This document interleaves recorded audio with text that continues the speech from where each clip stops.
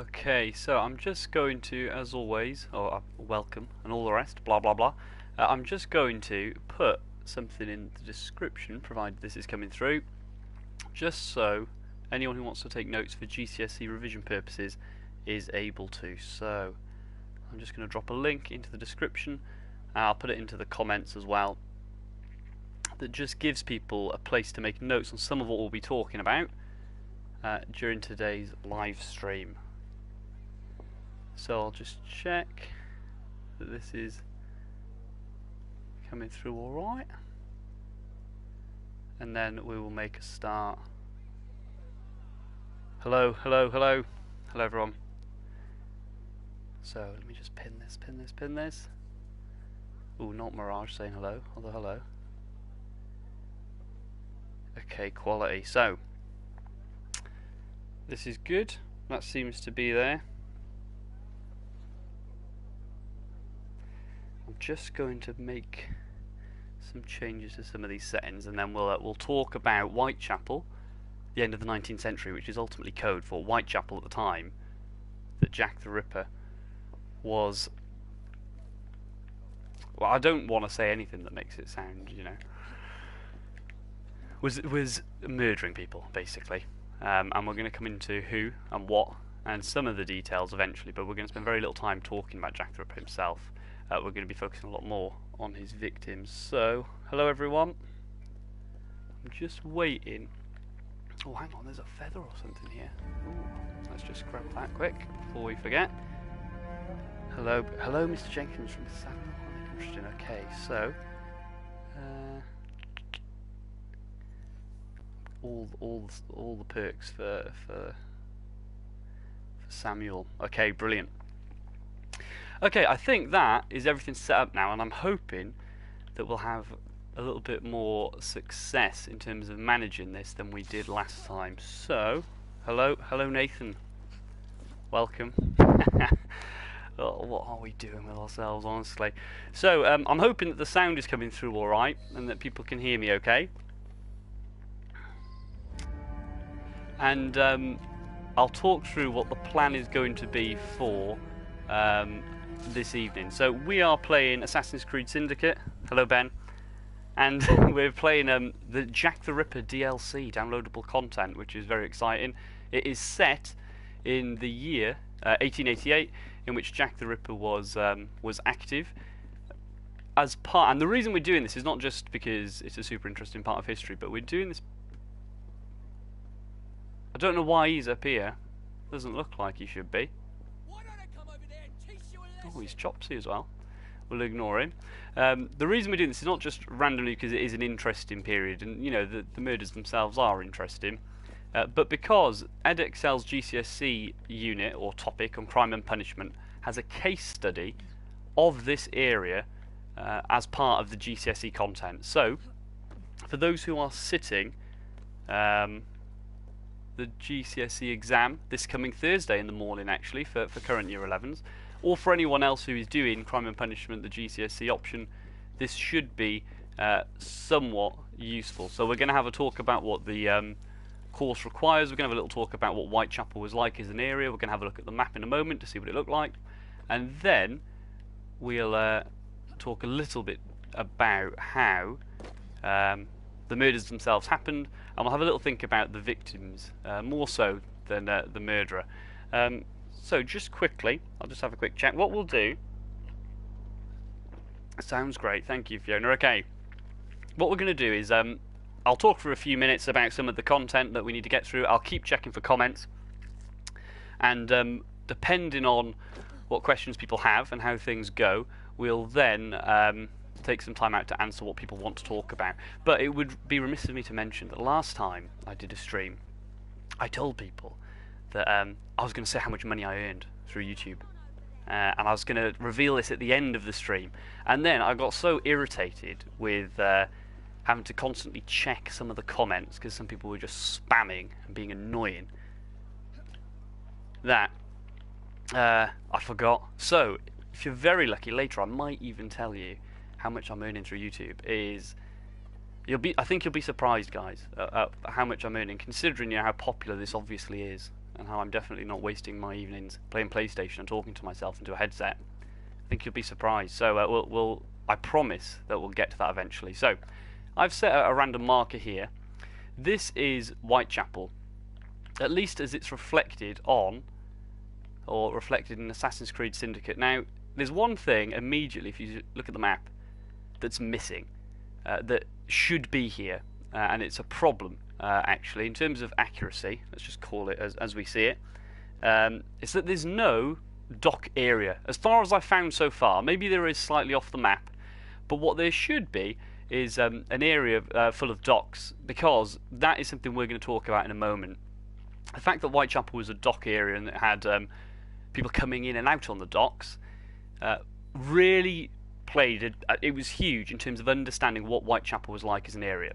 But it is useful to see how close it is to the City of London. This is a much wealthier area here. People living in the City of London have a bit more money than the people in Whitechapel, especially in the 19th century, the 1800s, and that will come up later. So just so we've got a rough idea of where we're talking about, I'll just check. I can see some comments. So 200 subscribers, well done. Yeah, we've got 200 now, guys. I think it was like 210 when I started. So hopefully by the time we finish today, we'll get to 300. That'd be very exciting, wouldn't it, for me? Question from someone else: how is it decided what crime correlated to which crime? I'm gonna need a little bit more there. I'm afraid. Hello, Miles. Oh, hi, Miles. Hello. Nice. I hope you're well. Wow, they actually have Whitechapel. That's impressive. Does it look relatively accurate, other than the no dock issue? We'll decide that together, shall we? Because we're gonna have a little walk through. I'm going to talk to you a little bit about what Whitechapel was like as an area to live in, and then you can make up your own mind about how accurate you think it is. So I won't give anything away. So, just yet, anyway. So whilst that typo is being corrected, I'll just give a bit of info on how. Oh, hang on, it's come straight back up. How is it decided that punishment correlated? What punishment correlated to which crime? Okay, so that links with a lot of what we've looked at in other streams. So just quickly. It depended initially, at least in the medieval period, on what crime had been committed would impact the punishment, at least in terms of if you'd say stolen from someone, you'd be expected to maybe pay a fine of an equivalent value back, and that changed over time. And actually, for tomorrow's stream, where we're looking at modern day England and finishing the GCSE unit, I'll come back to that because we'll look at how people's attitudes to punishment changed. Okay. Well, the grappling hook, absolutely. Yeah, we'll get the grappling hook out in a moment, Nathan, if you just hold on, because we just want to have a look around here. So, Whitechapel is super poor. It's people living in Whitechapel at this time were basically living in poverty. Most of the population. It was an area where people worked in the docks, which is why I mentioned it earlier. They worked in factories. They worked in hard physical jobs, performing manual labour. But lots of people didn't have enough to live anywhere regularly. So if you look at these houses, or at least the streets here, these areas were called rookeries, so basically slum houses. And if you lived in Whitechapel at this time, you basically lived in essentially one of three different types of accommodation. Some people, if they were very lucky, would rent an apartment. If you were very lucky at this time, I mean, you can get a sense here that lots of people aren't, at least financially speaking. If you were very lucky, you could rent a room and know where you were going one night to sleep, and you'd know that the night after you'd be sleeping in the same place. That was a real privilege at this time. Shows how lucky we are. Oh, look, we've got some people scrapping here. This is quite accurate, okay? We're going to come back to this. This is quite accurate. Oh, and I should probably say, shouldn't I? We're going to be looking at Jack the Ripper, and we're going to be looking at violent crime today. So a bit of a disclaimer. Yeah, it's some of what we'll be talking about is quite heavy-duty stuff, and it's quite... it's just not nice. We're going to be talking about prostitution, at least in terms of the concept, in terms of crime. We're going to be talking about alcoholism. We're going to be talking about violent crime, generally, obviously murder. So there's some not so nice stuff. So just as a kind of, I guess, PG warning right at the beginning. Just checking. Yeah, okay, this is it's working better than it was because I can see something's been stopped. That's what we like. So what we're going to do, we'll just have a look through. So private rented apartments were often overcrowded, but you were very lucky if you could afford to rent a place privately on a weekly basis even, let alone monthly. But for lots of people, they wouldn't live in private accommodation. They would live in something called lodging houses or doss houses. And saying that they lived in them is probably a bit of a stretch. What people would do is they'd rent basically a bed for maybe about 8 hours, and you would go and live in sleep on that bed for 8 hours, and then you'd be turned back out. And then once you'd been turned out, You'd go and work for a day if you could, if you were lucky enough to find work, and then you'd return to a lodging house after. Lots of people had to go and do this, so just look, it's full of gang stuff. That's why they're chasing me. So we'll just steer clear for now, and then we'll sort them out later, probably. So lots of people didn't have stable accommodation. They went one place for one night. They had to share with other people who were just looking for a place to stay for a night. People didn't know each other. So it's rife for crime, it's rife for criminal activity, people stealing from each other, people sometimes break out into fights. And lots of people didn't have enough money for food regularly. But what they did have money for a lot of the time was alcohol. So we're just above a pub here, actually. That's why they're all below chasing us. So underneath here, we'll have a quick run-in before they try anything. This here, look, just to show, pubs were in and around the lodging houses and the accommodation. People would kind of stumble into a pub, get intoxicated, or get smashed, whichever phrase you want. When people got drunk, they were more likely to commit crimes. So, as you can imagine, there was lots of crime going on in and around accommodation. Underneath accommodation, people were drinking, people were trying to escape from, the monotonous going to work in a factory or going to work in whichever place they were working on the docks, and then returning to rubbish accommodation, and that would be their life. Now, alongside this, it's okay, Armand. It's okay for being late, but I'm glad you're here, Armand. We can start properly now. So we've got private accommodation for the very lucky few. We've got lodging houses for most, where you would rent a bed. Sometimes, it's worth saying, some people wouldn't even rent a bed. They would rent a space on a wall, and there'd be a rope tied alongside the wall, and you would basically lean against the wall to sleep, and the rope was there to stop you from falling over. That's how desperate it was for some people. And then alongside that, you also had something called a workhouse. Now, a workhouse was where you would be put up for accommodation for a night, say. Initially, you weren't held there, but what would happen is you'd go and you'd work at the workhouse performing menial tasks, manual labour, boring stuff like smashing up rocks or moving things around. And in return, you'd be given a roof over your head and clothes, as in like a standard uniform. It was basically like a prison. If you listen to the stream I did on 18th and 19th century punishment, and that sounds like a prison, it's because it did sound like a prison, and it was like a prison. And the idea was they wanted to ensure that people didn't end up in workhouses. They wanted to put people off feeling poor so they'd look after themselves. Problem was, lots of people who ended up in workhouses were old, or they were disabled and they couldn't look after themselves, so they ended up living in not officially a prison, but prison-like conditions where they had to go and work somewhere as they would if they were a prisoner, just because they couldn't afford to be anywhere else. So those are the three main types of accommodation. It's worth flagging up, there were some pretty famous examples of this. There was a lodging house on Flower and Dean Street that was super famous because lots of people lived there, but also because lots of crime happened there, and one of the victims of Jack the Ripper actually lived there for a brief period of time before their murder. Again, I'm saying lived there, stayed there is probably a better way of putting it. But all of these things would happen in the areas you see here. So we did have a request for small grappling hook stuff, so we'll use the grappling hook to have a look around. As you can see, it's all pretty gross, pretty glib, pretty dark. Lots of people desperate for work. Unfortunately, for lots of women at the time, they would have to resort to prostitution in order to find enough to pay for a lodging house or for a place to stay, or they might have to sleep rough. We've already seen some people scrapping in the streets. A lot of that was happening. There was a lot of petty theft, people stealing from each other. Again, in cities and towns, it's easier to steal from people because the likelihood of them seeing you again is quite slim. Okay, here we go, some people scrapping. Let's calm this down. Calm down, lads, calm down. Here we go. Okay, absolutely. Oh, you see, it could be this easy. Maybe this is what the police should be doing. We'll come on to the police. Oh, right, never mind. Right, whatever then. So let's have a look. I'm just going to look at comments. So we just had a little look about accommodation in Whitechapel. It wasn't good. It wasn't good at all for most. We're going to head up actually up this pulley thing over here I've just spotted. Maybe we can have a little look from above. And then we'll have a little look at, or a little conversation about the types of people who lived in Whitechapel. It wasn't just kind of, I guess you could say, classic Londoners initially. There was lots of people moving in and out of Whitechapel by nature of the fact that it was built on the dock. So let's have a quick look at questions. So, surprised there's not police officers rotating around Whitechapel in the game. Hopefully there will be. So what we'll talk about in a moment, that's a really good point. Thank you, Jacob. There were some areas in Whitechapel Flower and Dean Street, the lodging house there, is a good example of this, where the police were actually scared to go to because they were so scared about the crime, they were so scared about some of the criminal gangs operating in some of them, which we'll talk about in a moment, that the police actually didn't want to police some areas.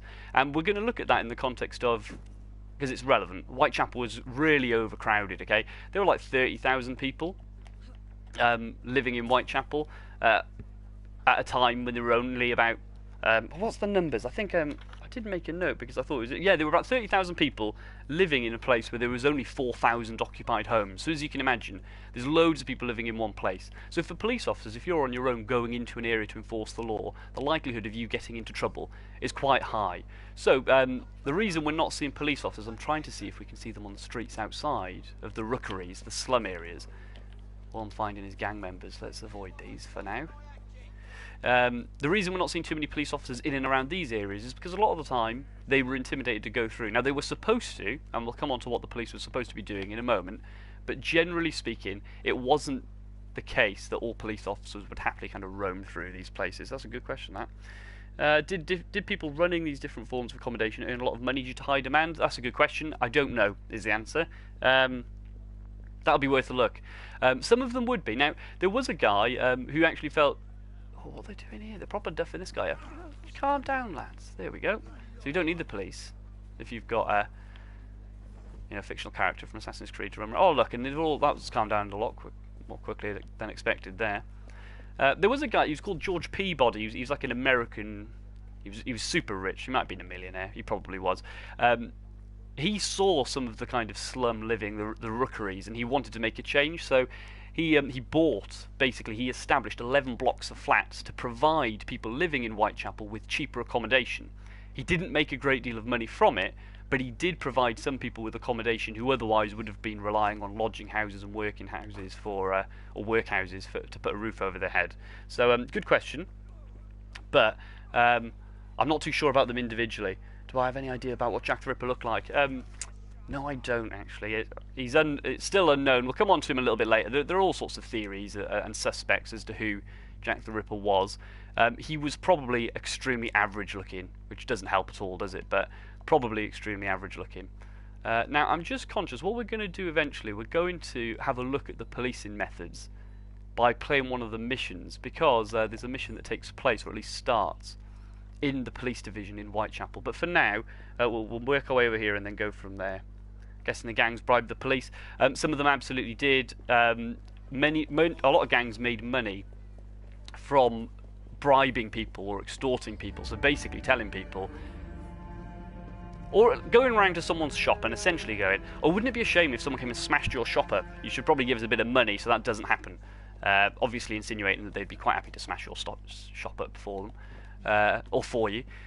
So lots of them made money that way. No doubt lots of police officers found this way. There was actually, in 1877, I believe, a big breaking news story where a number of detectives in the relatively newly formed police service, because remember the police were only established in 1829, were involved in a corruption scandal, and that was big news, and it kind of led to people in Whitechapel especially not trusting the police a great deal. So we'll come on to that because that is relevant to the investigation into Jack the Ripper. Oh, okay, excellent. People are getting along well enough. That's good. So what we'll do, we talked about accommodation. We'll talk just quickly about immigration. So, being a docking area, lots of people were moving in and out of this area. Oh, there's a fighting club down there. Look, close the fight club. That's probably going to have to involve scrapping with loads of people, which might take a bit of time, because we've established, I think, on these streams that I cannot multitask to save my life. The best I can do at the minute is roam around and use the grappling hook and talk vaguely about what I'm supposed to be talking about. But as a docking area, people are coming in and out of Whitechapel naturally. Okay, probably one of the reasons, in all honesty, that Jack the Ripper was able to operate as he did, because it was really hard to know who was where at any given time. There was a lot of Irish immigration into the area. Lots of Irish people were coming to London in the hope of then travelling on to America. But then they arrived in London and then couldn't afford the ticket to America, so they kind of went around in circles, sadly. There was a subsect of the Irish group in Whitechapel called the Fenians, who were politically motivated and who wanted to get rid of British involvement and British influence.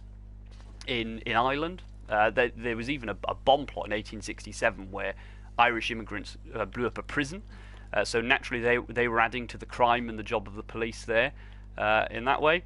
There was a lot of Eastern European immigration, Jewish people who were fleeing Russia because they were being accused of being involved, or at least a Jew was involved unfairly, of assassinating the Tsar in 1881, I think. Although someone might want to fact check that for us. Now let's see. There should be a hay bale. Oh, here we go. What could? Oh no! I'll fall off this like I did the other day. Aha! There we go. So you've got Jews coming in, many of whom didn't speak English at all. You've got some people, socialists and anarchists, people who basically feel the government either needs to be a lot bigger in the form of socialism or anarchism, people who think the government shouldn't be there at all, who naturally, if you think you should have a much stronger government presence than you do have, or you think there shouldn't be a government, you're going to come at odds with the police who were in place at the time. So you've got people coming in from Paris who'd failed to start a revolution there. So Whitechapel is essentially a melting pot of poor accommodation, poverty, alcoholism, people depending on prostitution and theft in order to survive and in order to eat, matched with people coming from Ireland, people coming from Eastern Europe, people coming from Paris, many of whom don't speak English, all of whom many of whom are politically motivated and want to encourage change. It's no surprise that this was a particularly difficult area for the police to enforce the law within. And we'll have a little think about the police now. We might even... Whoa, hang on. Oh yeah, there we go. Look, we've got a police officer. Right, so this police officer, and we'll do some questions in a second, so I'll just have a quick look. We've got a police officer here who's on the beat. Bobby's on the beat. Police officers called Bobbies because a guy called Robert Peel established them in 1829. Bobby being a nickname for the name Robert. So this guy, not just because he's an NPC, but because if he's doing his job, what he should be doing is he should be walking a set route around Whitechapel, ensuring people are following the law. So I'm going to see, maybe if we follow him enough, someone might start me and we'll see what he gets up to. But as you can see, he's got a standard uniform, he's got a helmet on. Look, it's like the classic police uniform, isn't it? Got a blue coat. And, he's saying hello to the kid. That's nice, isn't it? Oh, how cute. But basically, he's going to walk around a set route. It's called the beat. He'll make a note. He's got a little logbook, or he should do, and if he sees anything suspicious or he has any altercations with people or arrests anyone, he'll make a note of where it's happened. He'll make a note of what people are talking about. And a big thing at this time was trying to make the police visible. People were suspicious of the police when they were first established. We talked about this in a previous stream. And Robert Peel really pushed the thought that if you could get police officers out in public, working with the public, that will really help people's attitude towards them. So, in Whitechapel at this time, I think there were about 500 police officers active, not all at the same time. But for a population of 30,000, it's obviously not enough. They'd have a whistle, so communication basically revolved around, if you were in trouble, blowing a whistle, and then someone would hopefully come and help you. Now, when we talked about gangs earlier, one of the problems with the beat routine is, one thing that's nice is it gives a predictable presence of the police. Oh, let's see what they do. Right, come on then. So this guy is from another gang. Let's see if the police help us out. What they should be doing now, right, is arresting this guy. Oh, go on. Yeah, lock him up, nick him up. So, alright, well that's calmed down. Maybe that's what the point of the beat is, to calm things down just like that. I wonder if I steal one of these carriages, if he'll do anything about that. Well, let's see. So he's there. Now, obviously, I wouldn't ordinarily be doing this, but we want to see how realistic this is. So, what you should do is record this. Is he going to... See, now this is the problem, isn't it? You see, this... he should be doing something about it. We'll see. And then he could arrest me, take me back to the cells, take me back to the police station, which in Whitechapel is called H Division, which we're going to look at in a moment. Oh, he's absolutely useless, he is. But that's part of the problem. Lots of people thought they were useless at the time, and that they weren't effective in fighting crime. It's very debatable, and we'll have a talk about how effective they were in the context of the Jack the Ripper investigation in a moment.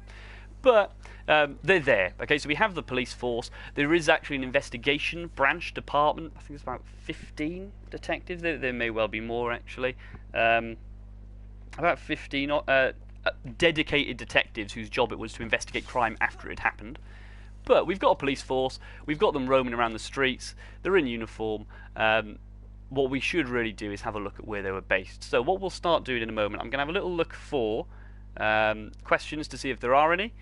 We'll have a little break from talking about the history side so much, and I'm going to start loading up the mission, the last one I played, that actually started in the police's police station itself. So that was very useful for those of us who are looking at GCSE history and are doing an exam on it this Thursday. So let's load this up, and I'll have a look at questions while we go.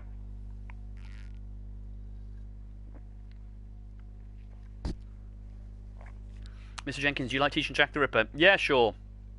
I'm lame. I like teaching generally, but it's an interesting one. I have found more recently, and we'll talk about this. The focus on the murders themselves, I found actually quite tricky because, you know, I teach young people, and a lot of the images, a lot of the recording and evidence we have of the Jack the Ripper crimes are actually super graphic, and I'll be honest, I don't feel comfortable showing a lot of them to young people. So I think it's been a hard one to teach, but yeah, it's pretty interesting. So can you look at how the buildings were built and the layout of the bricks, if it was different back then? It may well be. I mean, I don't know too much about that, to be fair, so I can't say. Please have not missed Jack the Ripper. There we go. Yeah, we're going to have a little discussion about that in a moment, and I'll talk about how the game handles this, because it's not too good, actually, in lots of ways. Hi, sir. Hello, Roaming Robbins. Bobby's another term for the police. Absolutely. Oh, thank you. I'm not lame. Well, that's good. I've actually missed someone saying that I'm lame. That's fine. I've had a lot worse than that. Got thicker skin. Okay, so yeah, so this is the introduction right now. So in the game, right, the story is, it is ridiculous, right? You've just been chasing Jack the Ripper, and it's not. It's just a bit odd. Like they've got like this backstory. I don't actually know what it is in detail because I've not finished it. But they've got this backstory about Jack the Ripper is hunting the assassins, and the way that they depict some of the victims themselves kind of ties into that, which is a bit odd. But for us now, this guy on the screen with the moustache is Inspector Abilene. He's the head of the investigation into Jack the Ripper and what's called the Whitechapel murders at the time. This lady is the lady we're playing. Her name is Evie, I think. I don't know. She's an assassin, and I don't actually know what the story is. But Abilene is just explaining that there's been one of the murders has taken place. And he's given us some information about it. We don't really need to know what they're saying because, like I say, the way they've told the story is not accurate at all, because it wouldn't be. You could argue that they're piggybacking off a pretty tragic series of murders in order to publicise their own game, and I could criticise that, but then I'm also playing that game in order to teach history, so I've got to be a bit careful, I guess, haven't I? So in a moment he's going to take us off to one of the crime scenes, but we want to have a little look around at the police station first, if it gives us the chance to. Question. Age restrictions. So I'm not actually thought it's worth. I'm giving the warnings about the fact that we are looking at. We're discussing a pretty brutal and graphic series of murders. We're not actually going to be looking at anything graphic or. You know, I've turned off the blood settings, and we've turned off the language, and we're not going to be looking at anything particularly gruesome. And as you'll see, it's all a little bit cartoonish, which you know, is the nature of a video game anyway, because a lot of the time they don't look too realistic. But we're not going to be exploring the graphic side too much, because I don't think it's appropriate, and I don't want to get pulled for it either, do I? Let's be honest, because as we all know, even though I'm here, you know, playing PlayStation, I'm actually doing this for education, guys. I'm doing it for you. It's not for me. I mean, I might be at home, sitting at home playing PlayStation, living the dream while my baby's asleep, but it's not about that, guys. It's not about that. So here we are. We're I don't know what's going on there, but we're in H Division now. It's called H Division because when the Met was established, I think there were 6 areas that the police were first operating in. The first 6 were established with letters from the alphabet. So, hang on, there's a good question here about age. In a classroom, you were talking about the murders. What age would you feel comfortable teaching? Oh, I see. So what age would I feel comfortable potentially showing potentially graphic images? I'll be honest, right? I don't know. It's sincerely, it's a tricky one, especially in the context. Like, we teach the Holocaust, you know, obviously, to younger children. And a lot of the time when I've seen the Holocaust taught, we kind of... there's a tendency to rely on like images of like piles of dead bodies and kind of really cold, cruel stuff, and I don't think you need to see that to know that the story of the Holocaust. And people probably find that really boring, and I know people want to sometimes see the graphic and gory stuff. In terms of Jack the Ripper, it's a GCSE topic, okay? So we're talking there, I think, 14 to 16-year-olds. I think that is okay, provided it's done sensitively. Someone can see here, yeah, look, we've already got some knowledge within the people in the group about someone receiving an organ from a victim. That's something we'll come on to in a moment. But first of all, let's just establish that the police force who are overseeing the investigation. So H Division is where things start. H Division, this building here, I mean, I'll be honest, I don't know how accurate this even is, but this is Aberline's office. This is the guy who's running the investigations office. H Division is the police department in Whitechapel. And as we're about to see as we walk outside, look, we've got some officers here. These are obviously uniformed officers. Whitechapel did have access to H Division did have access to plain clothes investigators, so people who weren't obviously police officers, because there were particular moments when you wanted people to go out and get information, but they weren't clearly police officers, so people wouldn't give information otherwise to people in. People would be more likely to give information about something they know if they don't think there's a police officer around than if they do. But as we're just about to follow Aberline here, after these people walk past, you can see all these people kicking off proper good style. Now, I do not know, in all honesty, right, I don't know if this happened. I don't know if people were kind of queuing up and kind of piling up outside the police station. That's the building we've just come out of. And here they're doing it because there is a murder has taken place close by.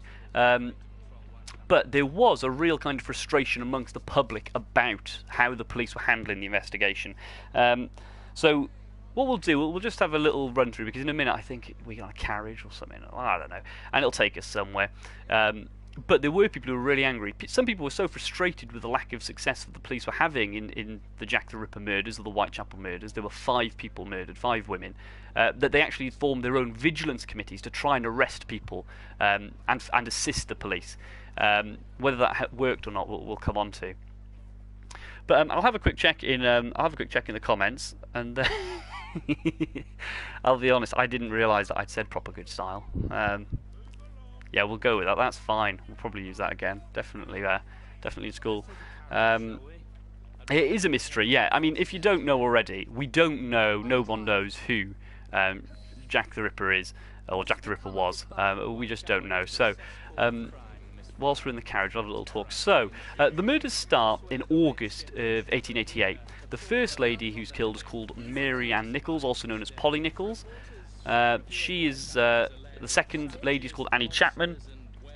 The third and fourth women, Elizabeth Stride and Catherine Eddowes, I think that's the order that they're murdered in, are murdered on the same evening, and then Mary Jane Kelly is murdered on the 5th. Not evening as in like 5 nights in a row, is the 5th lady who's murdered. Now there is a tendency to explain these murders in the context of these 5 women were prostitutes, and that's how Jack the Ripper basically got them alone on their own, and that's why, or part of the reason they were killed.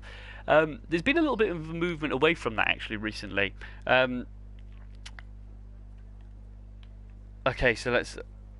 Streets were sinking. Yeah, they must have smelled gross. It's worth saying, lots of people in lots of different houses, like lodging houses, even though there were toilets outside, would often take like bed chambers and pots into their rooms. So random people peeing and pooing in random pots and leaving them around. I can't imagine it's too nice. But there's been a move away from seeing the women within the who've been murdered by Jack the Ripper as I'm gonna just say just prostitutes, which is what lots of people have kind of suggested. There was a book a few years ago, it was only in 2020, I think her name is pronounced Hallie Rubenhold. She wrote a book called The Five. I'm just holding off following this guy because I just want to talk about this first. And she basically suggested that actually, even though there's some suggestion that many of these ladies at different points may have been involved in forms of prostitution, that may not be the reason they were killed. Actually, it's quite possible that 3 of the 5 victims weren't killed because they were prostitutes who had been propositioned or who had gone to meet with Jack the Ripper, whoever he was, but they were actually sleeping rough because they had nowhere else to go. So Mary Nichols, the first victim, she had actually lived for a brief period of time or stayed at Flower and Dean Street. It seems that the night she was murdered, she didn't have anywhere else to go, so she may well have just been sleeping rough. And sadly, the Whitechapel murderer, Jack the Ripper, killed her in her sleep. So that's yeah, so that's pretty interesting. Now, this is actually going to seemingly show us the murder scene of Mary Ann Nichols. Now, it's worth saying there's some like blood splatters on the floor, but they're going to tell us this really silly story here about how Polly Nichols, Mary Ann Nichols is also known as Polly Nichols, how she was seemingly like an assassin and she was like looking for some ring or something silly. But it's worth showing this just in the context of trying to understand where some of these murders happened. 4 of the 5 happen outdoors in areas like this, within Whitechapel, in this poor area, poverty-stricken, where there's a lot of crime taking place and lots of people are at risk of harm. This, in the context of the game, is where the murder would have taken place.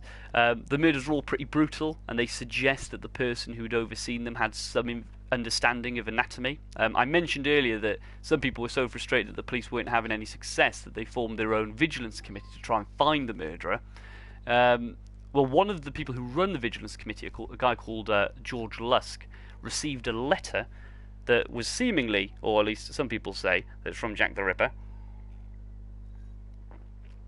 Oh, we've got some positive things in here. I wish I had you again for history. Yeah, me too. History is decent. We love history, guys. That's why we're here, really, isn't it? It's nothing to do with the fact that there's the novelty of a PlayStation game. It's for history, guys. Surely. So, yeah, this guy called George Lusk, he actually receives a letter, and the letter is marked as being from hell, which is pretty dark in and of itself. But within the letter is a kidney. One of the victim's kidneys had been removed, so it's seemingly lots of people see this letter as being quite authentic. And it really obviously spooks the Vigilance Committee, and it spooks a lot of people, and people start writing in letters claiming to be Jack the Ripper. It really makes the investigation hard to oversee. So we're just going to humour the game for a second, just try and follow this through and see what happens. It's good. So it's got this thing called Eagle Vision, and I mean, who knows? I don't even know what I'm supposed to be doing here, to be honest. It says a lot. So there's probably some clue I've got to look for. Oh, look, inspect. There we go. So it's going to give us some nonsense. Why outside? Probably because, yeah, actually, excellent question from Fiona. The real question is why.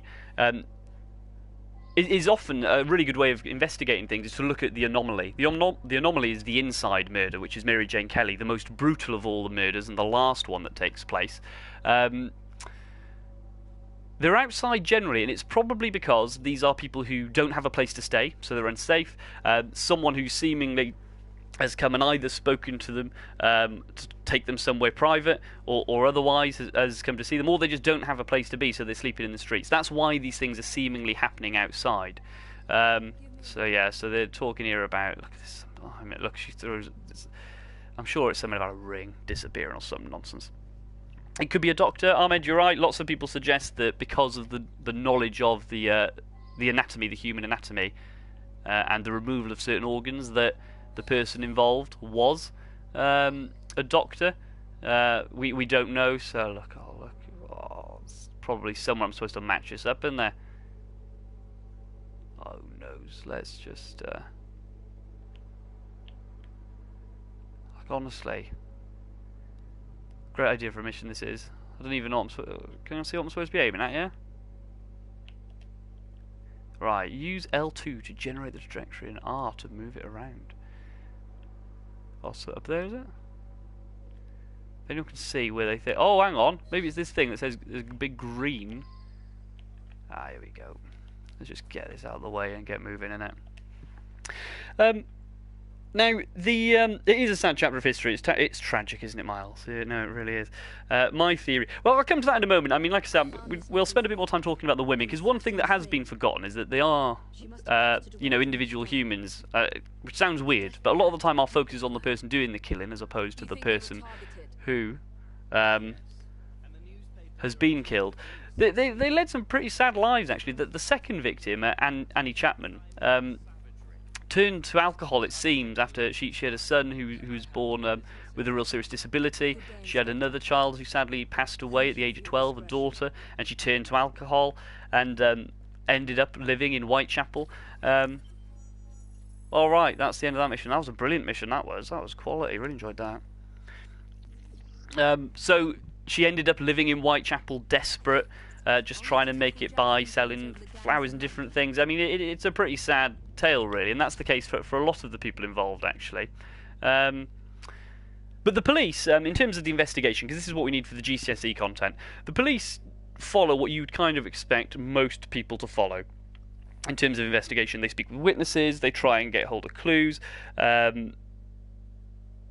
they try to follow journalists' theories. So there's so many ideas going around in the press that they try and follow those, and they don't really have any success.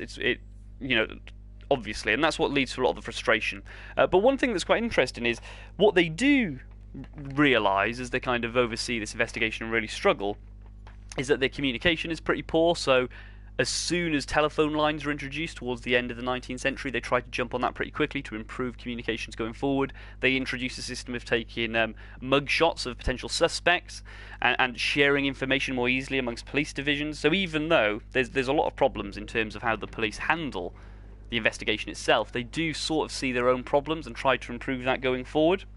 I'm just trying to think what else they did. I mean, there's some evidence that they did use coroner's reports, so they did have people investigate bodies and perform autopsies and all the rest, and they tried to let's just get up here, and they tried to find clues from there to kind of identify murder weapons and all the rest, but ultimately they were really hampered. There were a few things that sadly for the police just made it pretty much impossible, really, for the police at the time to be in a position to actually solve the murders. They didn't have forensic evidence. They couldn't rely on fingerprinting. They couldn't rely on blood samples. Both of those things, by the way, were kind of discovered in the early 20th century, 1901. The media were making things really difficult because people were going to the media with stories of things they said claiming they'd spoken with the Ripper or the murderer just before murders had taken place. People were sending fake letters to the press. It was really difficult for the police to actually get a handle of what was going on. And also, they just weren't that organised themselves. As we talked about earlier, there were all sorts of difficulties policing Whitechapel anyway, in terms of criminal gangs, in terms of prostitution, in terms of alcohol use, and how that can lead to violence and crime in the streets. It was really tricky for them anyway. So they weren't set up to oversee an investigation like this, and in all likelihood, if something like this happened again, the police would be on it a lot more quickly. So let's have a quick look at the questions. So was it all women? Were there any men? No. All of what are called the canonical victims. So the canonical victims are the five accepted victims of Jack the Ripper. They were all women.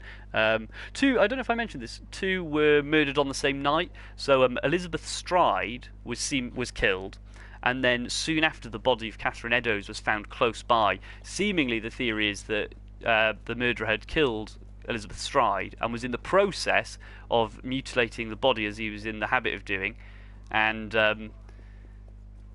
was disturbed. Maybe someone walked in, or maybe someone walked across. And then he went and murdered someone else alongside it. And then after the murder of Mary Jane Kelly, which happens inside, and Mary Jane Kelly she was seemingly acting as a prostitute at the time. After her murder, the murders stop. So the end of November 1888, the murders just stop. Someone asked what my theory is. I mean, on that basis, I would suggest that it's someone who was moving in and out of the area of Whitechapel. Some people, lots of people have followed this theory up actually, and have come up with names of people who have travelled to various areas. Whitechapel at 1888, second half of 1888 being one of them, and have then moved to other areas. So some people have linked a number of different murders from potential serial killers with certain similarities across the world. So some in America that have taken place either side of the murders in Whitechapel. It's impossible to know. Unless there's some new piece of evidence that keeps coming out, or some new piece of really solid DNA evidence. The problem is that just in the same way that people in Victorian England, or at the time of the murders themselves, just in the same way that people were selling stories to the press and claiming they knew who the murderer was and making it really difficult to find out the truth, people still do the same now. One of the theories about one of the murderers, one of the suspects, was that this guy, I think his name was Morgan Druitt, I've probably got that wrong, had claimed in a diary. It was probably someone else. I looked at a few of them earlier and I didn't find too many of them convincing. But one of the theories is based around someone confessing in a diary that they were the murderer, only for it to turn out that the person who'd seemingly found the diary had made up the whole thing. So it's really hard to kind of get there now. So let's just have a look at any questions. So, do I have FIFA? I do have FIFA, and I'm actually, I'm planning to play some FIFA actually in future streams, because even though my wife thinks this is a stretch and this is just me trying to get on to playing PlayStation for fun, and trying to dress it up legitimately as teaching people things, I think there's some really good economic lessons actually through FIFA that I think we'll have to play FIFA to kind of explain. So yeah, I've got FIFA. Jack the Ripper would have needed to time it perfectly whether the cops were rotating. Well, actually, Jake, you're absolutely right, and that sums up a problem with the system we talked about, which I'd forgotten. So thank you very much. The beat routine where police officers would walk around a certain area at a certain time, part of the problem was if you know a police officer's coming around the corner or is due to arrive where you're about to beat someone up, or, you know, potentially kill someone in 5 minutes, you wouldn't do it within those 5 minutes. So part of the problem for the police in Whitechapel was not only was it poorly lit, not only were they often outnumbered, people knew when they were coming. So yes, he would have to time things well, seemingly to get away with it, but then the system being used by the police at the time encouraged that anyway. Do you think it could be solved retrospectively? Absolutely. I mean, it could be. Absolutely could be. Part of the problem, there have been theories put forward about people being linked to DNA, by DNA to certain items of clothing of victims. But the problem we've got is these things now are so far removed that it's going to be you'd have to have a really convincing piece of evidence to show that yeah, it would have to be incredible at this stage to prove that the evidence being used to prove someone's involvement had been preserved well enough for us to trust it at this stage. That's Sherlock Holmes. I thought he was a good detective. He was, and actually he was born or created about this time. I think he was already in print by the time the Jack the Ripper murders happened, although it's very close actually. Might be worth a fact check if anybody wants to check when Sherlock Holmes first made an appearance. But the Victorians were super interested in crime, and that's part of the reason people started sending in letters and people were so interested in the media. And that this story got out of hand as quickly as it did. So that was big news. Maybe Sherlock Holmes made up. Yes, I think that's true. Yeah, I think he is. Can I play FIFA against you? Probably not is the answer to that. It depends entirely on who it is and kind of what the context is. I can't play with... I can play with subscribers, but not anyone I'm linked to through my place of work is basically the answer to that.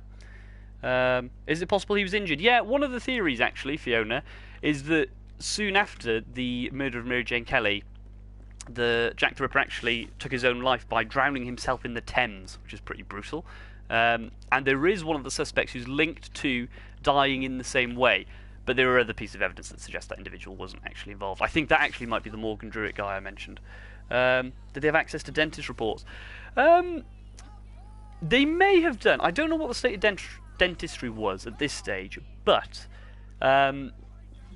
people living in Whitechapel would almost certainly not have access to it. One of the things when the NHS is established in, I think it's 1947, after the Second World War, one of the problems is that so many people have not been looking after their teeth that it then becomes extremely expensive to actually sort them out. So that's one of the reasons that right now, if on the NHS, you can get your healthcare, but you can't get your teeth sorted for free. Oh, I say for free, because the NHS isn't free. I mean, it's funded by taxpayers. And I think it's an important distinction to make, just so we don't end up assuming, you know, that we can just keep using it as some people may suggest we can without, you know, potential consequences. We've got to kind of bear in mind where it comes from. One of the reasons you got to pay for your teeth now, if you're getting dentist work done, a lot of the time, is because it was so expensive to get it resolved. So if that was the case in 1947, in 1888, very few people in Whitechapel, given it was so poor, would have access to good dental work. Sherlock Holmes was... so Sherlock was written in 1887, yeah, so it's the year before. So the interest was there in gruesome crime even before then. Do you think the grappling in this era helped inspire Spider-Man? That's an excellent question, Miles. That's very thoughtful, actually. Quite possibly. I mean, there may well be a link, maybe someone can fact check, about whether Stan Lee spent any time studying the assassins and how they operated in Victorian London. Maybe that's worth a look, because quite possibly Stan Lee then invented Spider-Man off the back of this. Yeah, good point. When was the Audi R8 invented? That's a good question. I'm not sure. So maybe someone can fact check that for me. I think is it the AA? I think it was about 2008. I'm going to go for. That's my guess. They probably would have considered the bodies would have DNA fresh at the time. Yeah.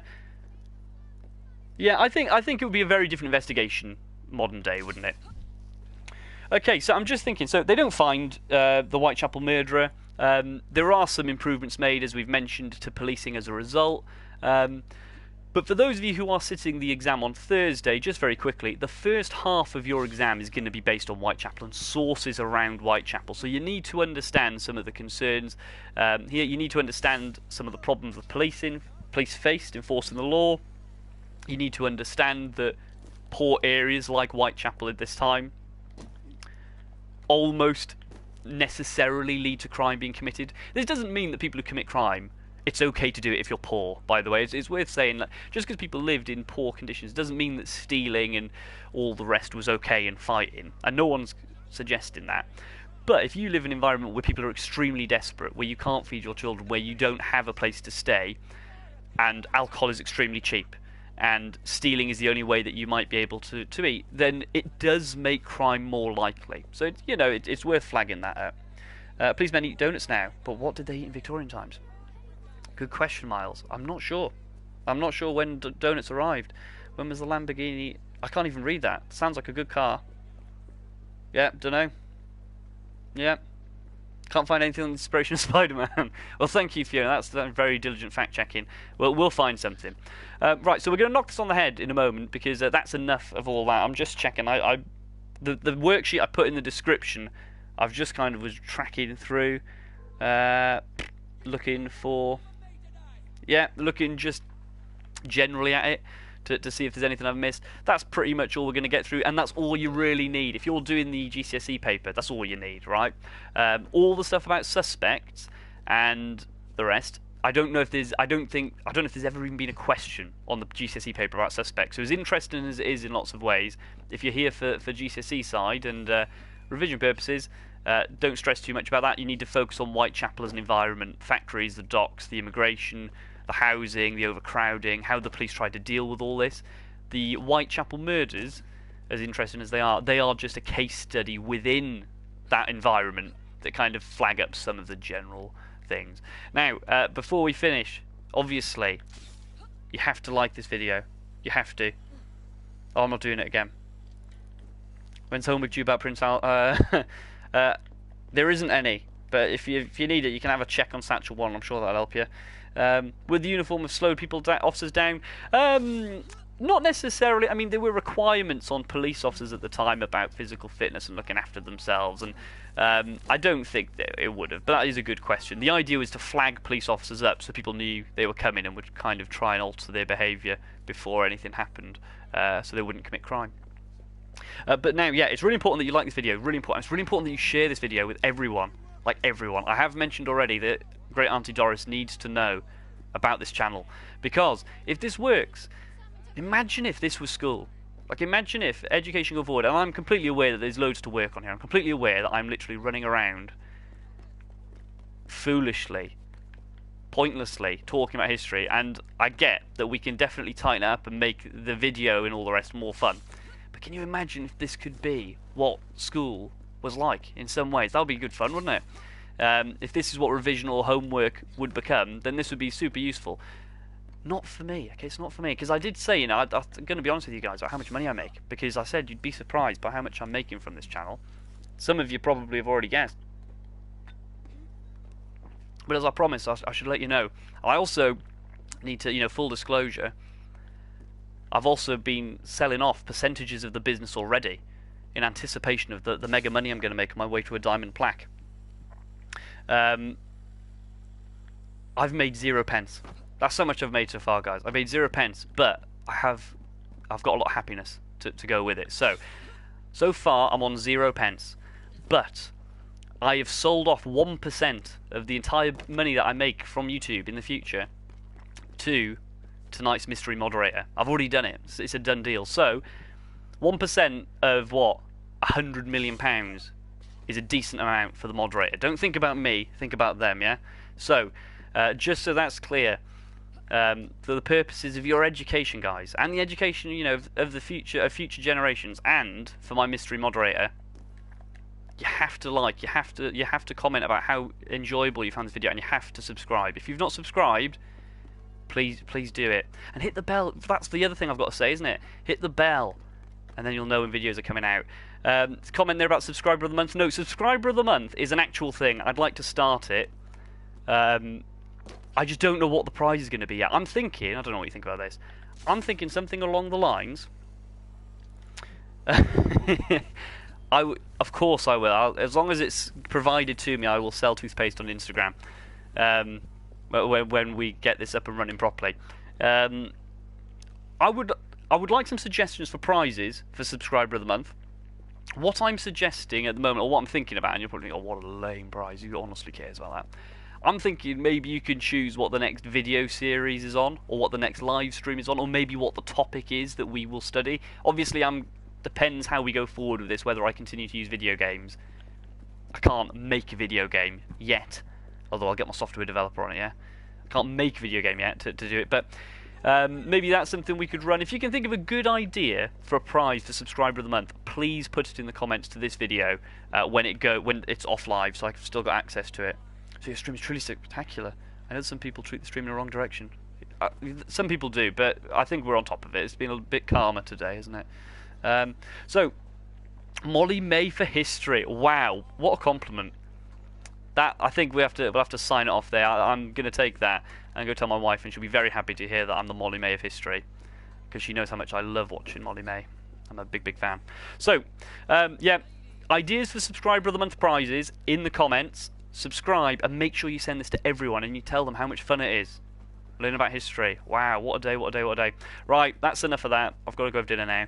Have a good evening all, and if you are doing the GCSE, I'm going to stream again the final unit of the GCSE tomorrow, and I found a game in modern day London, so we're going to play that, and I might even teach you about some slang. I've been learning all about roadmen, so I've got some slang that I'm going to teach everyone. Very important in terms of your general cultural understanding and education. So, wicked. Have a good night all. Thanks for joining, and see you later. Bye-bye-bye.